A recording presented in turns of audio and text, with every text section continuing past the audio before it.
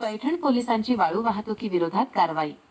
Tractor ट्रॉलीसह तब्बल 3,05,000चा मुद्देमाल जप्त. पैठण पोलीस ठाण्याकडून मिळालेल्या माहितीनुसार दादेगाव चांगतपुरी फाटा येथे अवैध वाळू उत्खनन आणि वाहतुकी प्रकरणी कारवाई करण्यात आली आहे. ही घटना 25 ऑगस्ट 2026 रोजी रात्री सुमारे 12:51 घडली.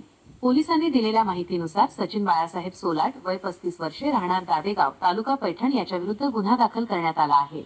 या कारवाईत MHV SFU 8469 क्रमांकाचे स्वराज ट्रॅक्टर आणि लाल रंगाची ट्रॉली तसेच अंदाजे 1 ग्रास वाळू असा एकूण 3,05,000 रुपयांचा मुद्देमाल नमूद करण्यात आला आहे.